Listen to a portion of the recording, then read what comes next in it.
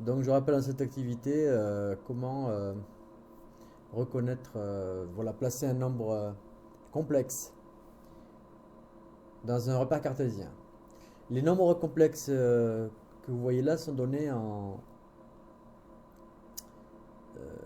c'est une représentation algébrique qui est basée sur la partie réelle qui va correspondre à l'axe horizontal, la partie imaginaire qui va correspondre à l'axe vertical. Donc, pour la question 1, par exemple, bon, si je prends ZA,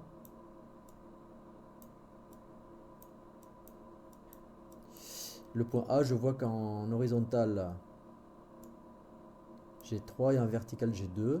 Donc, sa partie imaginaire, ce sera 3 plus 2i. Après, vous avez des cas particuliers comme F. Donc, si je prends ZF, eh bien, sa partie sur l'abscisse, c'est 2. Mais on voit qu'en ordonnée, c'est 0. Donc, on pourra marquer 0i. Donc, on pourra tout aussi bien dire que c'est 2. Bon, maintenant, si je veux placer les points J, par exemple, 1 plus 2i.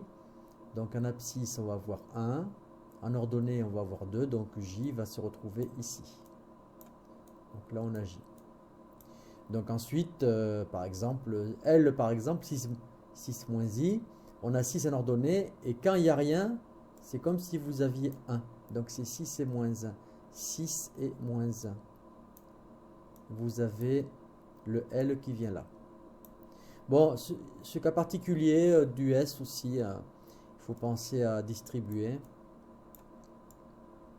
Ce qui vous donne le nombre complexe 3 plus 3i. Après, vous le placez. Le dernier, n'oubliez pas de ne pas mélanger. Voilà, la partie des abscisses, c'est moins 4. Et les ordonnées, c'est 5. Voilà, il ne faut pas se tromper.